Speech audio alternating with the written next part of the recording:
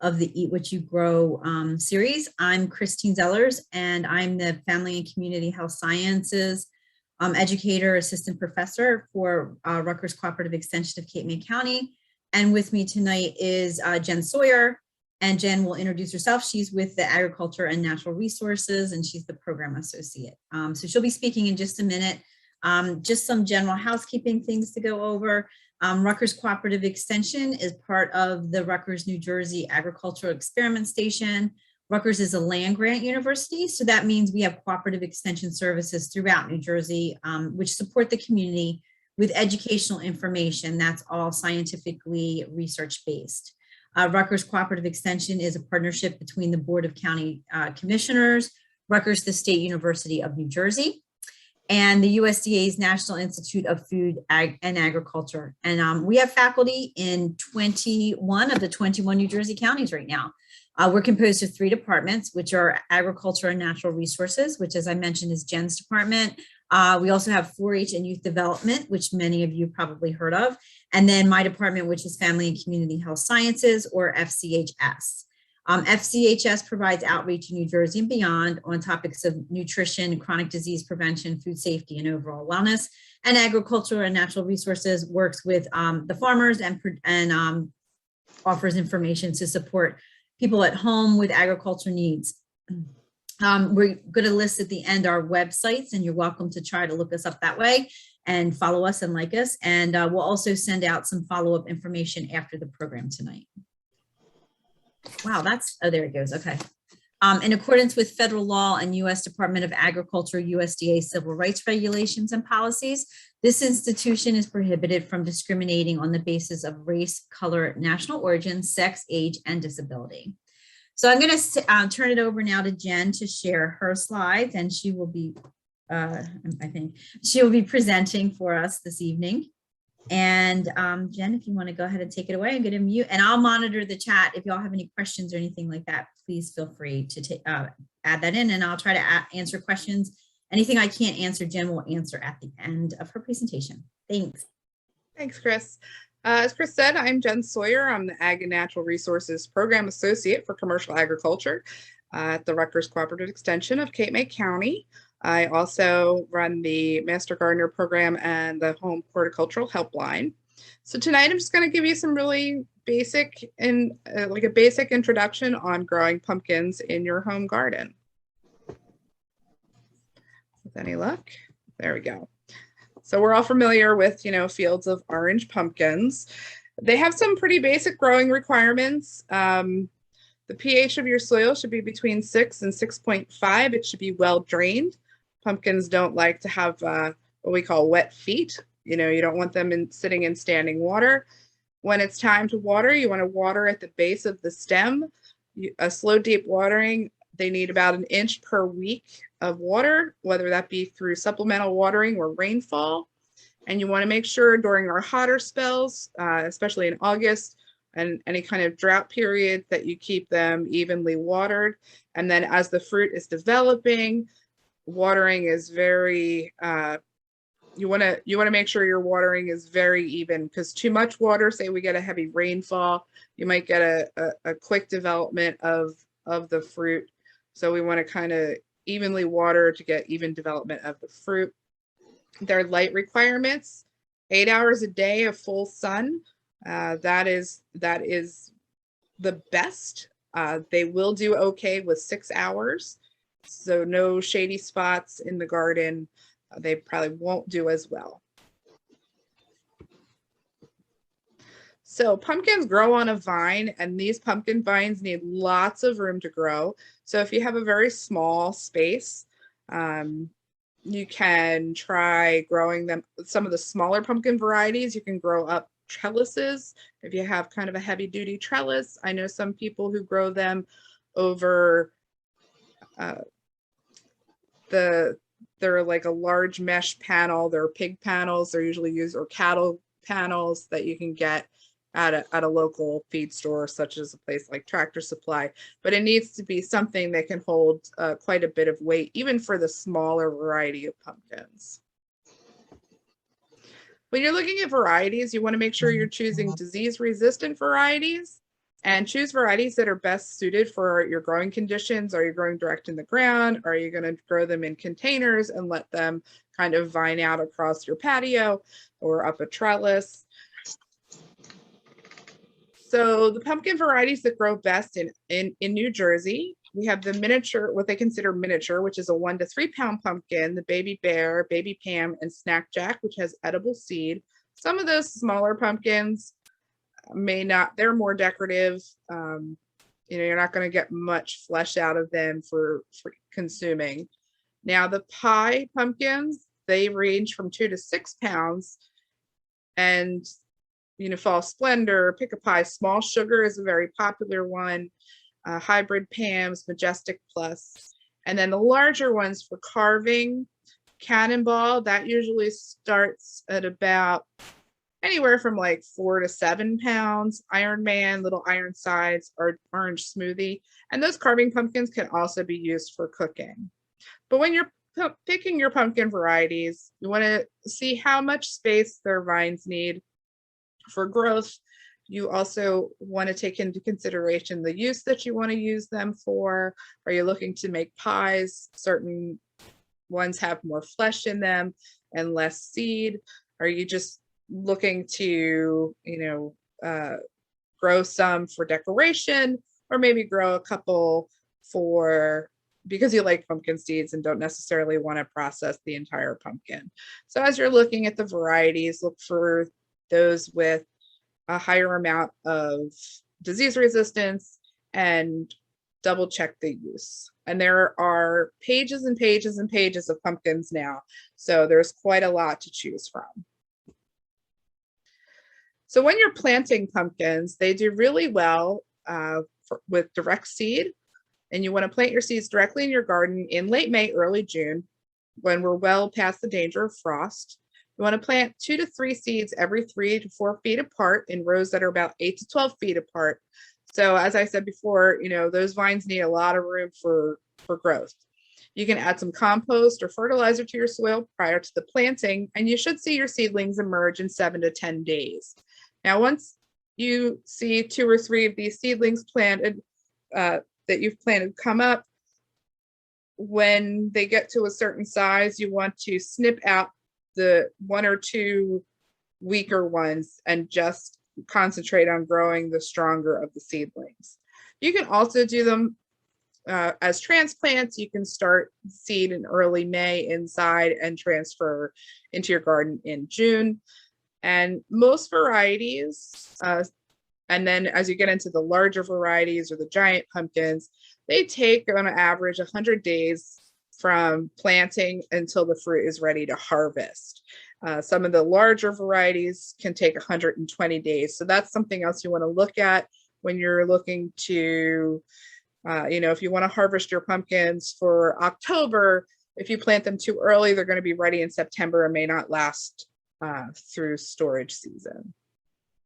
So when it's time to harvest them, you're going to, and it's winter squash and pumpkins. There are some other winter squash, but I'm not going to really discuss any of that. You want to do that before we get a hard freeze.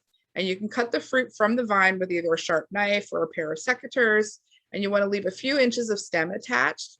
And don't carry your pumpkins by the stem, because you don't want to do any damage to the pumpkin. You don't want to get any damage to the skin and have bruising. Ideally, if you can field cure them in place for a week after you cut them from the vine.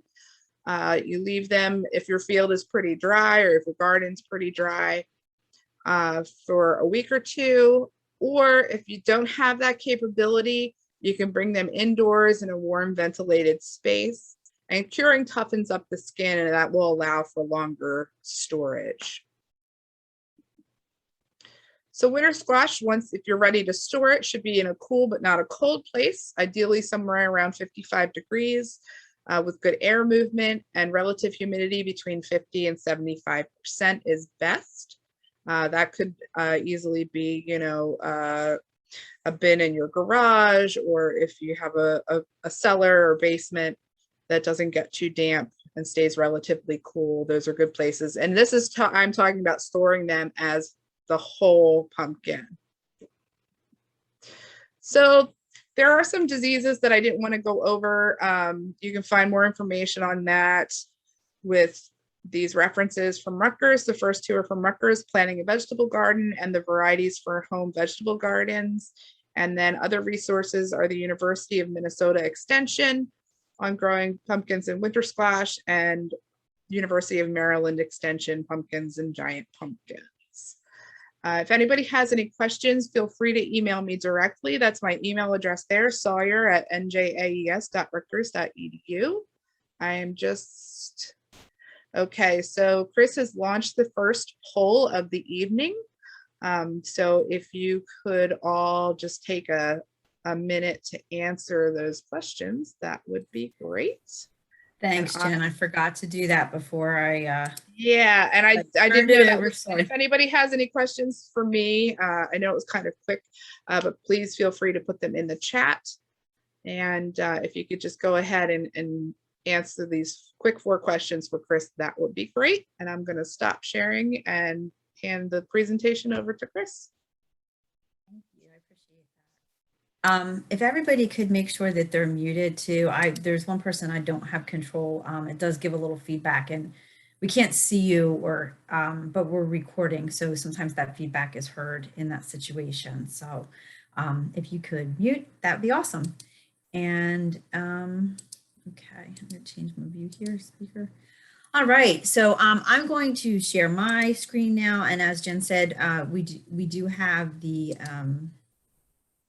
poll up. If you could be kind enough to do that, it'd be greatly appreciated.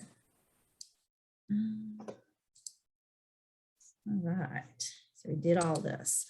So tonight we are going to talk a little bit for the nutrition part of pumpkins for Eat What You Grow.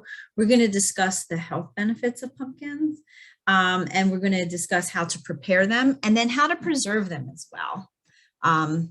So as we move into the fall here with the pumpkins coming to harvest, you have some ideas that maybe hopefully you didn't have before. So since pumpkins are a vegetable, they're in their own right going to be a nutritious food option for you. And to tackle the question of whether pumpkins are vegetables or fruit, from a nutrition standpoint, we consider them to be vegetables because their nutrition standpoints are very similar to that of a vegetable versus a fruit, even though they have seeds inside. So again, I always say when I do one of these presentations, I get all the arguments from the kids in school about this, and they're like, no, it's not that, it's a fruit. Well, yeah, it is a fruit because it has the seeds inside, but the nutritional value is equivalent to that of a vegetable. So a little bit about pumpkins and their nutritional values. They really have strong, Jen's telling me they can't click any of the options here. Let me try to release the poll again. Let me see what's happening here. Sorry. I wonder why it didn't release. Let me see if I can release it again. I'm going to end it and see if I can start it again. Sorry, guys. Yeah, probably not. So tricky. Do this 100 times and it still is always a problem. Never know what we're going to get. Okay. Well, we'll have to go with just the second poll then. Yep, it's not going to let me release it again. Sorry about that. I don't know what happened there, but thanks for letting me know, Jen. I appreciate it. So back to the nutrition of pumpkins. Sorry. Pumpkins have some really strong health benefits. First off, they're really low in calories. So that helps us to maintain a healthy weight. 1 cup of pureed pumpkin is under 50 calories. So you get a good bang for your buck with calories as well as nutrition. Pumpkins, like many other fruits and vegetables, are full of fiber, which also assists with maintaining a healthy weight. As I've mentioned in other Eat What You Grow presentation, fiber fills us up and keeps us full longer. It keeps our bodies functioning normally, everything moving through as it's supposed to. But most Americans really fall short of fiber recommendations, and we really need to pay better attention to it in our diet. So a good way to add fiber into your diet would be to consume pumpkin. Women should try to eat at least 21 to 25 grams of fiber a day, while men should eat about 30 to 35 grams a day. And it stands to reason that since Americans don't get enough fruits and vegetables in their diet, we're therefore not getting enough fiber because fruits and vegetables are full of fiber. So that's a good way to, eating fresh produce like pumpkins is a great way to add to your fiber intake. And you probably heard it before, and this second spot here is about eyes. You probably heard before that carrots are really good for your eyes. Well, the same is true for pumpkins. So the various colors in fruits and vegetables are called phytochemicals, and they support various body functions. So orange colored fruits and vegetables like pumpkins are good supporters of eye health. As we age, our eyes become a little less sharp and diminish some naturally. I know somebody had told me, oh, as soon as you turn 40, all of a sudden you need the readers. But, it's a pretty natural thing for our eyes to start diminishing as we get older. So pumpkins, because they're rich in beta carotene, they help the body to produce vitamin A, which in turn can slow the process of poor eyesight or blindness. Poor vitamin A consumption has been linked to blindness, and higher intakes of beta carotene have been shown to reduce the incidence of cataracts and common causes of blindness. I'm going to talk a little bit more about beta carotene at the end of this slide here, and how it's found in the compounds of pumpkin, but we'll get back to that. So other things, other nutrients like lutein and zeaxanthin are also found in pumpkins, and they're linked to lower risk of age-related macular degeneration as well as cataracts. So those other compounds and vitamins and minerals that are found in addition to beta carotene in pumpkin are also helpful in preventing eye, like macular degeneration, like I said, and cataracts. The good amount of vitamin C and vitamin A in pumpkins function as antioxidants, and that prevents bad free radicals from damaging your eye cells as well. So the additional vitamins and minerals help those eye cells, as I said. Pumpkins are also packed with vitamins and minerals like vitamin C, and before I said fiber, as well as potassium. And folks that have better potassium levels are at reduced risk for stroke and high blood pressure. So the antioxidants I mentioned earlier help prevent the bad or LDL cholesterol from oxidizing, which means it stops the bad cholesterol from clumping up around the walls of your blood vessels, and that can reduce your risk of heart disease as well, and stroke. So, there's good things happening from the pumpkin and those orange vegetables. As I mentioned before, I wanted to talk a little bit more about beta carotene. Beta carotene is a provitamin, which means the body can convert it to vitamin A, which is retinol. So vitamin A can help with lung function. Beta carotene functions as an antioxidant, which helps to reduce free radicals and allows cells to function better. Antioxidants have been shown to reduce, in addition to the eye cell improvement that I mentioned, can reduce cancers like premenopausal breast cancer, lung cancer, as well as pancreatic cancer. It's also good for heart disease prevention and degenerative brain diseases prevention like Alzheimer's. So it helps with the brain function. It can also help brain function and boost skin cells while protecting skin from damaging rays of the sun. So if you were on the call about eggplant and tomatoes, I mentioned that, the chemicals in the tomatoes help to prevent from the damaging rays of sun, and so does the pumpkin. They both have the lutein in them, so they have good properties in them, but it's not, you can't eat pumpkin and prevent yourself from getting sunburn. It's just an added protection in addition to the sunscreen that you would use. The benefits of pumpkin are numerous, and the pumpkins are good for more than just decorating. I also wanted to mention the health benefits of pumpkin seeds because I thought that might be something people were interested in. Pumpkin seeds are made up mostly of protein and fats. Half of the fat in the pumpkin seed are omega-6 fats, and omega-6 fats are polyunsaturated fat, and that means they're good for heart health in moderation, especially compared to saturated fats like saturated fats or fats that come in animal fat like butter. So the omega-6s are better for us, and they help our heart health because they're polyunsaturated. Pumpkin seeds also contain potassium and vitamin B12. The seeds of pumpkin are rich in magnesium, which helps the body to create more than 600 chemical reactions that are beneficial to us. So some of those reactions might include regulating blood sugar levels, preventing high blood pressure, regulating blood sugar, and helping to form help form healthy bones. Studies have indicated the evidence that pumpkin seeds consumption can reduce the risk of certain cancers as well, and they can promote bladder and prostate health. Both the pulp of the pumpkin and the seeds can offer health benefits to us. So they're a good option, especially as we move into the season where they're going to be harvested. They're a great addition to our diet.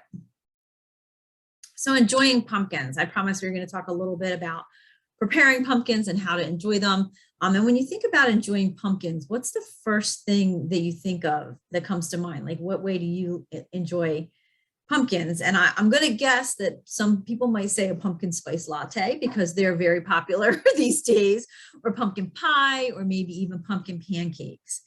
So pumpkin flavor has really been promoted in the fall as a great coffee marketing idea. And that smell and aroma of pumpkin spice coffee is really comforting on a chilly fall day. However, obviously pumpkin spice latte is probably not going to have the pumpkin benefits that I mentioned in the last slide because there's probably no pumpkin actually in them. So one thing you really want to keep in mind, while the flavor's great in your coffee, it's not going to give you the nutrients that you need from it. I found a great recipe to share with y'all for a pumpkin spice smoothie. And that's going to have actual pumpkin flavor and actual pumpkin in it. So I'm going to send that to you after the session. And it'll give you the nutrients from the pumpkin that you would desire if you're trying to eat pumpkin for health. If you're eating your pumpkin solely in pumpkin pie, and that was the one you mentioned, that's great. But it's what I used to tell the kids when I taught in person, a once in a while food. So pumpkin pie is going to have added sugar and added fat. So that's not the only way you want to get your pumpkin is from pumpkin pie. You want to try to eat it other ways as well. Try eating pumpkin seeds or pumpkin with less added sugar or fat to get the most nutrients you can from it and not, add on that other stuff, because pumpkin in its own right is really pretty tasty. As I said, I'm going to send out some recipes. I have some other ones to follow up with you to try at home as well. Pumpkin can add hearty flavor to fall and winter dishes. The roasted seeds of pumpkins are great to add to salads and casseroles. When you take seeds from the pumpkin, you can eat them, the whole pumpkin seed, so the outer white shell, as well as the green inner part, or you could eat both of them. Sometimes you buy them in the grocery store, they're green, so that's the inner part of them. If you eat them with the shell on, they provide more fiber. And I'm going to send you some directions for roasting pumpkin seeds at home with a little flavor. They're great for the fall season anytime, in addition to the casseroles and the salad toppings, they're great for a snack to take along with you. And pumpkin itself is really sweet. So when you bake with pumpkin, it creates a natural sweet taste. And you're going to see that from the recipes that I sent to you as well. You can roast pumpkin and it'll add flavor to any dish. You can just roast it with a little olive oil and top it with a little bit of cinnamon. And that's going to make a great addition to a fall or winter meal, like maybe some type of pork roast or, roast that you're doing, even a turkey roast or chicken. You can add that to the meal. And it really creates that the pumpkin will really give you a sensation of fullness. It creates a satisfaction because it's sweet, that you get that sweet satisfaction from a nice, healthy, fibrous food. So it's a nutrient dense dish that will also give you that sweeter taste and flavor. So as Jen mentioned, there's different types of pumpkins, and you really can eat any pumpkin, but those smaller ones that Jen mentioned that are better for pies and for eating, they're going to be smaller, they're going to be sweeter, and they're going to be less stringy. So they're probably going to be the ones that you want to use for cooking and eating. Make sure, some of the recipes I'm sharing with you, I do want to mention, it says pumpkin puree. So there's a difference when you buy it, if you don't already know, on the shelf. There's pumpkin puree, but then there might also be one labeled pumpkin for pie. And that might have some sugars and things added to it. So look at what you're buying when you look at the labels. And if you do carve a pumpkin, then don't eat it after it's been sitting out carved, because then it's, could have bacteria growing in it. A lot of times you'll see the pumpkins will kind of cave in. That's as critters get in there and start eating it. So you don't want to carve a pumpkin and then leave it sit and then eat it. Rather, use a pumpkin that's whole, as Jen said, that was stored at that 55-degree area, so it's not mushy to cook with. Also, if you carve a pumpkin and you take the seeds out to use them, they're going to be kind of slimy, so you can rinse them off. And then I'm going to talk a little bit about drying in a minute. So you can rinse them off, but you don't want to leave them like sitting on the counter in the all the stringy ick from inside the pumpkin, and then they could grow bacteria that way. So rinse them off and store them, or rinse them off and dry them, or do something with them rather than just leaving them sit inside that goo. If you put them in the refrigerator, you should be okay though. All right, so preserving pumpkins. I always like to talk in these talks when I present with Jen about growing things, a little bit about preserving them. So in this picture here, you're going to see that these pies are for pie pumpkins. And as I mentioned in the last slide, they're usually smaller and they're going to be a little bit sweeter. If you're not sure when you go to buy a pumpkin, you can ask if you're buying it whole. Or if you've grown it through your garden, one of the varieties that Jen listed out, you would probably know that way. And like I said, you can eat them all. It's just a matter of getting something that's tastier. So let's talk a little bit about the do's and don'ts of preserving. This goes for any fruit or vegetable, not just pumpkins. So if you're preserving, these are the things that you need to remember. You want to make sure that you're using a USDA National Center for Home Preservation or University Extension website. These sites are updated all the time, and they're up-to-date science on preserving and the best practices that are safe for food handling. It's really important because other sources could easily put you and your family and friends at risk if you can something or preserve something improperly. Things to think about are the acidity levels. And so these extension sites or the USDA, they take into those account the latest science, and they take into account how our food system is managed now, which could be very different from the way the food system was managed when your grandmother or your great-grandmother were preserving, or your great Aunt Lucy or somebody. You want to make sure that you're using up-to-date current things, not old recipes that were handed down, because the food supply has changed. Don't use shortcuts or untested recipes. Don't use blogs or sites that alter or change tested recipes. You want to make sure that you're getting your information from .gov or .edu sites where they are up to date and able to be used as such. Also, the National Center for Home Food Preservation is another reliable source. So you want to make sure you're using one of these reliable sources for your preservation needs. So what about pumpkins specifically and preserving pumpkins specifically? Acidity, as I said, is always a concern when canning. And because pumpkins have a low acid content, the only safe way to can them is to pressure can them by cubing them and canning them in a pressure canner. Now, I'm going to send out directions on how to do this in the follow-up email, so you'll have them. But if you wish to preserve a puree of pumpkin, that's fine. The puree, the butter, or the preserve, the safe method to do that is by freezing it. So you're not going to, do it with a pressure canner. It's not safe to can purees because of, those acidity levels. So you're going to need to do them cubed if you're canning them in a pressure canner. Also, when you freeze the puree, the butter, or the preserve, they can be kept in the freezer for up to 1 year safely. So you're going to want to mark them in the container that you seal them in, so you know what they are. And so if you're pulling them out a year from now, you know what they are. Also, dehydrating or drying pumpkins is a safe way to preserve pumpkins, and you can make fruit leather to enjoy as well. So I'm going to send you some information on that. Fruit leather is, what are they, like fruit roll-ups. So yeah, you can make that out of pumpkin for the kids to enjoy, or yourself to enjoy. It's also safe to pickle pumpkin.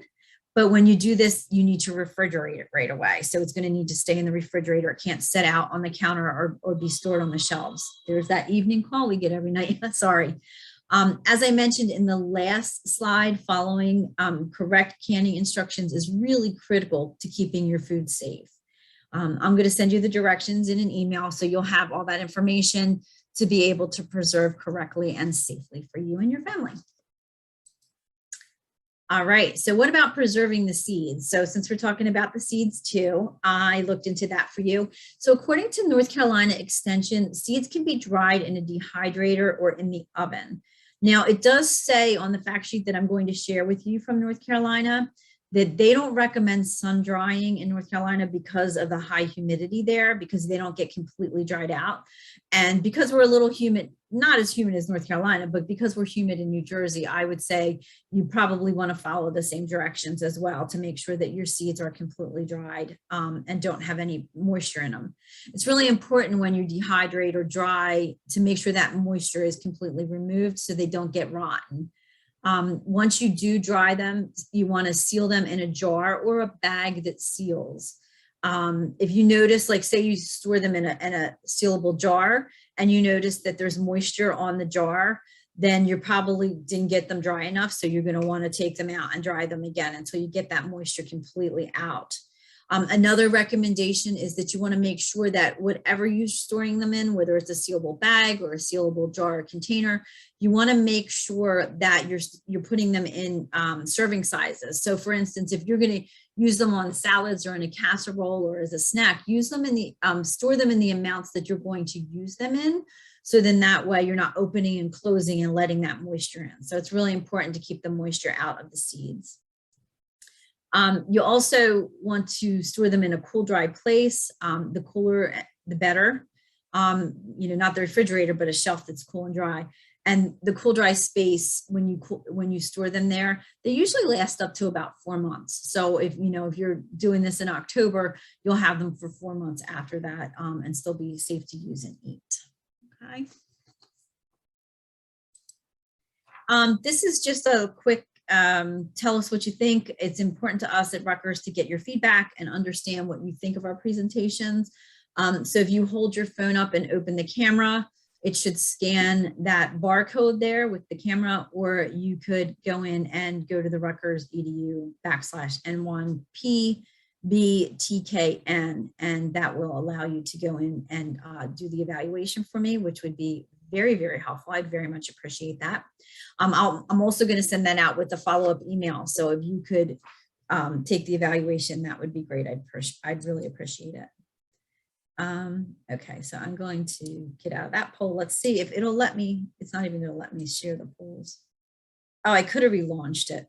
I'm going to relaunch the poll real quick, the first one, and see. Jen, can you check and see if you can do it? See what's going on with that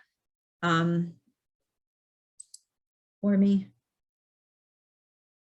Let's see if we can let people do that poll.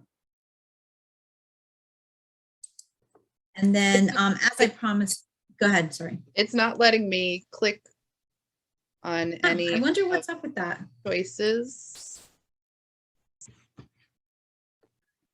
Is it because I'm a presenter, but it's not showing that anyone else is clicking either? Right, yeah, that's what I was wondering.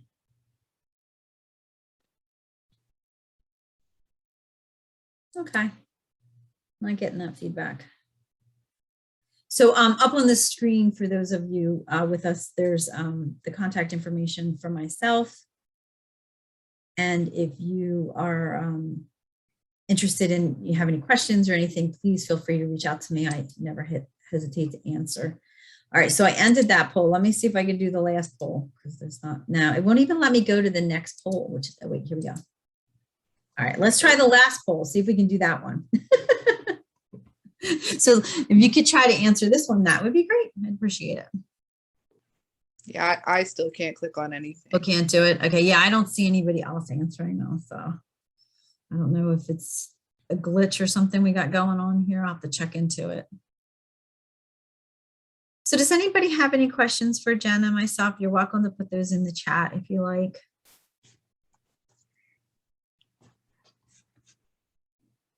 Oh, there, somebody got to do it. Got one person, thank you. I don't know who it was, it's random, it's anonymous, so we don't know who it is, but thank you for whoever that one person was. Hopefully not me. Oh no, there's more than one. Oh, good, good, good, good. Thank you, thank you, thank you. All right, I'm gonna stop sharing this. All right, so does anybody have any questions for us as we're doing the poll?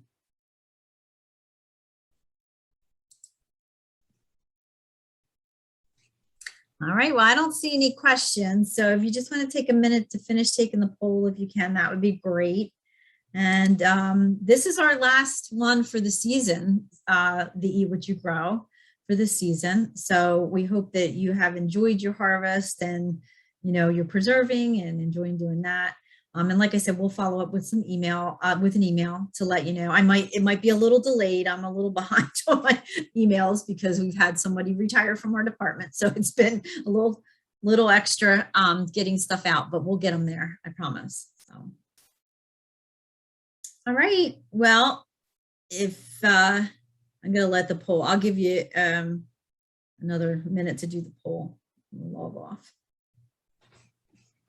Yeah, and if anybody has questions, if you've been attending our workshops here, you know, feel free to contact me before the end of the year. And if you want to get kind of a jump start on the spring gardening, if you're looking to try anything.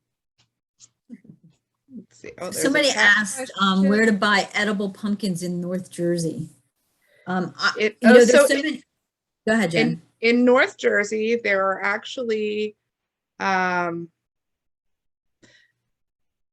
more edible pumpkins. More pumpkins are grown in North Jersey than in South Jersey, just because of the population density. So plenty of farm stands up there will have, you're going to find more pumpkins at farm stands up in North Jersey than you will down here.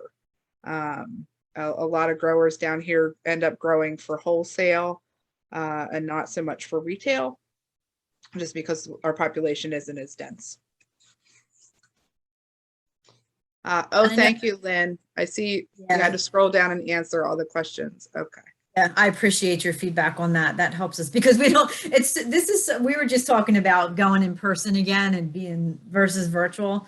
And it's so much easier when you can just look at the person and ask the question. It's so much harder. I've gotten used to it, but it's so much harder than it used to be.